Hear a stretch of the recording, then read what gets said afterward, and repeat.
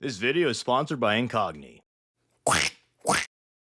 Hi friends, today we're going to be talking about the single most successful species in the entire 40k universe. Sure, they've hit some rough times and haven't been doing so hot lately, but who hasn't had their hiccups? Plus, despite being one of the key factions in the setting and having perhaps the biggest impact on the setting, these dudes are still a pretty underrated and neglected faction, so you can be both a pompous elite who's better than everyone while still somehow being an underdog. Today, we're talking about the Craftworld Eldar and who can resist Power Ranger ultra advanced ninja dudes with ghost robots. Well, apparently a lot of people, but forget that. Today, we like the elves. And before talking about those funky Craftworlders, we gotta discuss the Eldar race as a whole. But first, speaking of dying empires, you know what empire's dying for me? The empire of annoying scam likely calls has been in shambles since I started using Incogni. That's right, this video is sponsored by Incogni. Beyond annoying spam calls, data brokers can be quite dangerous. Malicious ones may weaponize your personal information to carry out scary things like scams and identity theft. And there can be hundreds of sites that have your information. Before using Incogni, I found an alarming amount of sites with my phone number and address just from Googling my name. Since I didn't want anyone to find my home and threaten my 40k armies, I tried to take that information down. Unfortunately, a lot of these stupid sites made it a long, annoying process, and I wasted valuable painting time. But fortunately, Incogni does all that work for me now. Once given permission from you, Incogni goes out and does everything needed to remove your personal information from these data brokers. For me personally, Incogni has done a great job of taking out my information and has taken down my info from over 400 sites now. So, if you're interested, click the link in the description, incogni.com/crackduck, and use the promo code CRACKDUCK to get a 60% off on the annual plan. Thank you to Incogni for sponsoring this video. Anyways though, the Eldar were created by the Old Ones in the War in Heaven to wage war in heaven against the Necron menace. Since the Old Ones were getting their gobsmacked, they created a bunch of species to use like Pokemon against the stupid skeletons. And just like Pokemon, there's a physical and special attack split. So, where the Kroaks were incredibly powerful and imposing soldiers, the Eldar were extremely potent psychers. The War in Heaven era Eldar were probably the most powerful psychers the universe has ever seen as they went toe-to-toe with gods. Despite the Eldar's incredible sorcery, the Necrons were able to vanquish the Old Ones. However, after destroying the Old Ones and shattering the Catan, the Necrons had to go into the Great Sleep in order to evade the Eldar.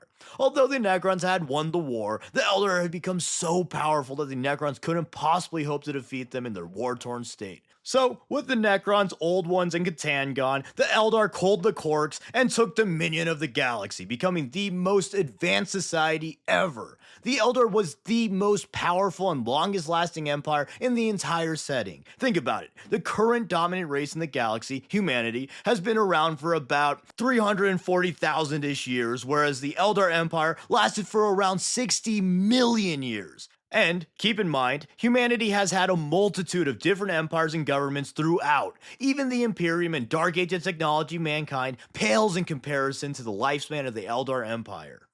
The Eldar Empire was incredibly technologically advanced, wholly unmatched in military might, and extremely expansive. Immune to disease, unthreatened by external threat, and far beyond conventional societal struggles, the Eldar became bored and unfulfilled in life. So, real quick, let me do a little aside on Eldar biology. The Eldar are quite literally built differently. They may look like humans, but they are extremely elegant, superficially perfect, and they're also supernaturally fast, have ungodly reflexes, and possess an incomprehensibly deep range of emotions and senses, and are all very psychically attuned. They are so much more refined than humans that they're said to perceive humanity in almost slow motion and find them very awkward. They even felt that way after looking at the non-me humans as well. And, on the other end, humans tend to find the Eldar unsettling or uncanny because of the way they move and talk.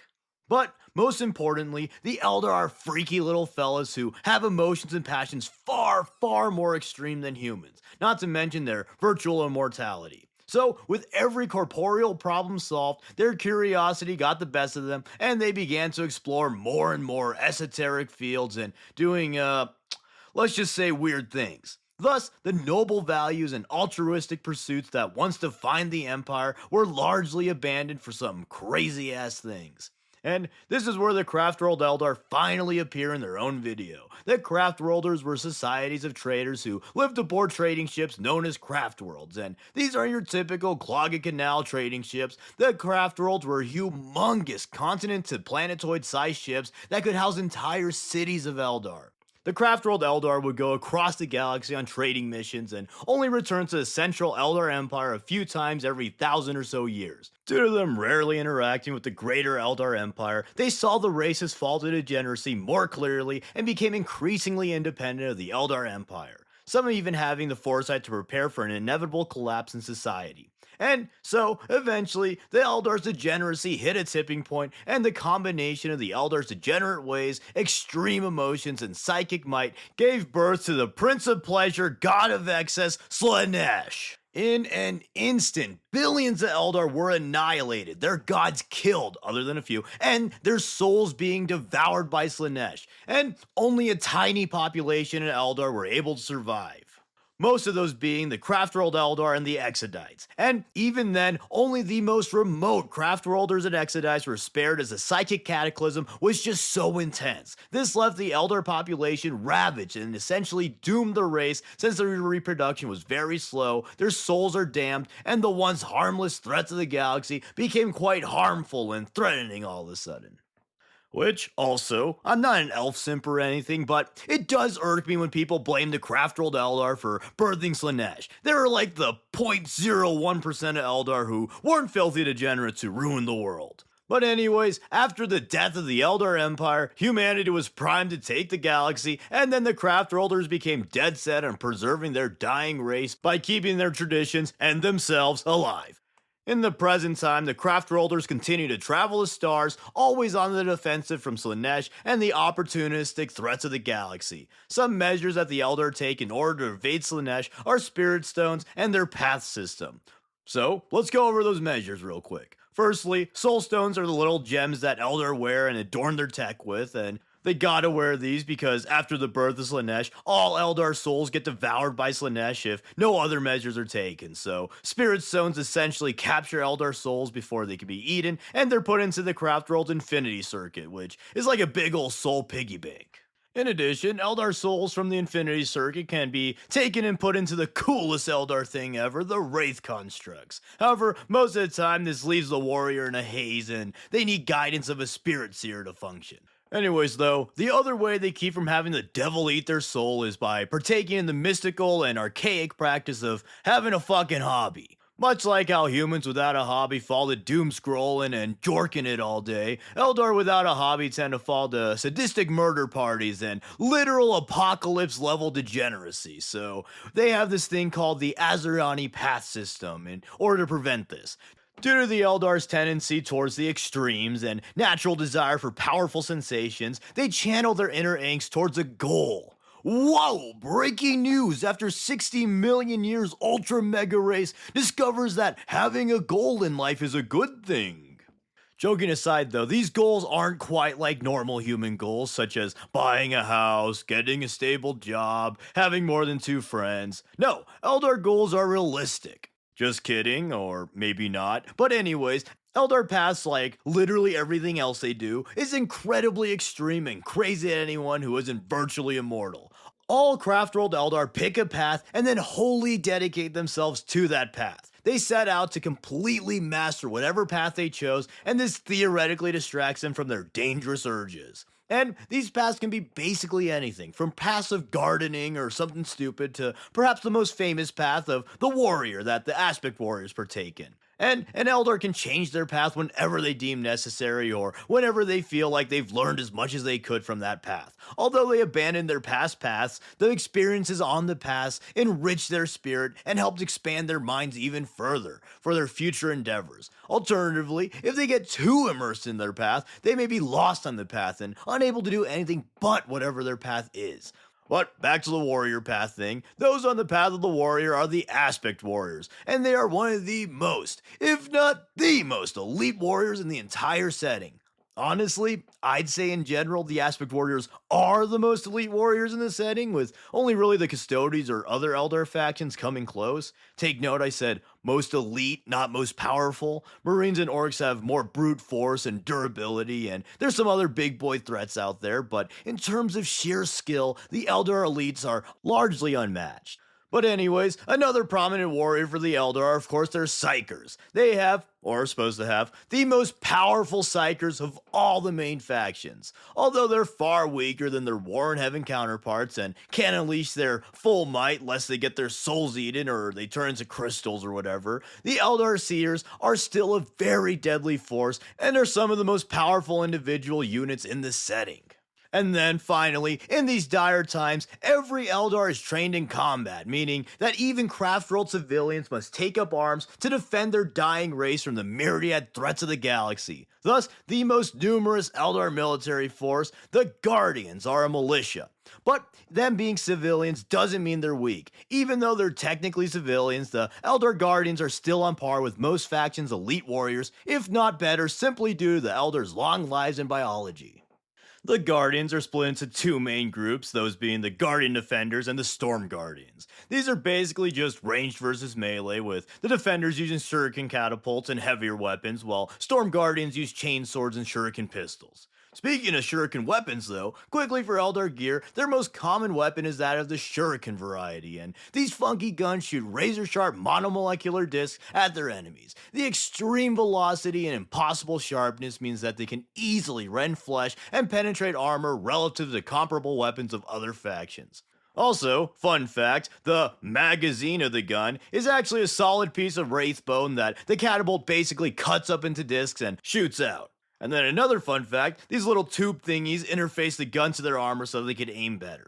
But anyways, speaking of armor, the standard Eldar armor is their mesh armor. These are psychic bodysuits that feel like conventional cloth when wearing, but harden when impacted. This means it's very protective while also offering unrivaled mobility and lightness. The mesh armor can also be fitted with psychoplastic plates for even better protection at the cost of a little bit of weight. But even the heaviest of Eldar armor is far lighter than their contemporaries. This plays well into their fast and furious hit and run fighting style. Which, speaking of, the Eldar tend to employ a fast and furious hit and run fighting style. This makes a lot of sense as they're already the fastest race, but also because they must minimize casualties due to the thirst god and their dwindling population, so they really play into the glass cannon build. Expanding on that, the Eldar generally try to avoid conflict altogether and use their Farseers to try and prevent conflicts that threaten them. This has varying degrees of success since they seemingly only talk like they overdose on brain max, and it usually goes something like this. I don't speak Italian, stupid. Gulp. How could anyone have foreseen this tragedy? Imagine dying noises now. But also, something very interesting with the Eldar warriors is that since they possess such powerful emotions, they actually feel extremely bad about killing. Unless they deem their victims to be mindless pests like orc or tyranids, they do feel really bad. People often say that the Eldar view all other species as lesser beings for the slaughter, but it's not really that simple. Most Eldar actually sympathize with humans since they kind of see themselves in humanity, or at least feel pity towards them. So, when fighting humans, Tau, or other sentient beings, the Eldar must put on a metaphorical war mask to cope with the negative emotions of murder, otherwise they'll likely go insane with despair or bloodlust. But anyways, on that cool, awesome note, that was the Craftworld Eldar, and admittedly, I'm not the biggest Eldar fan, but they are a cool faction, and I do feel like they are quite underrated. For some reason, it seems that everyone but Eldar fans hate Eldar, and they tend to get neglected, and I'm part of those who neglect the faction, but they are a core faction, and lore-wise, they're probably the most important faction in the setting, other than perhaps the Imperium. And to be honest, it's probably a combination of the bad writing and how pretentious and stupid they can come off in 40k stories. Or maybe people just don't like the Coneheads and they think they look stupid. That's the reason I didn't like the Elder at first.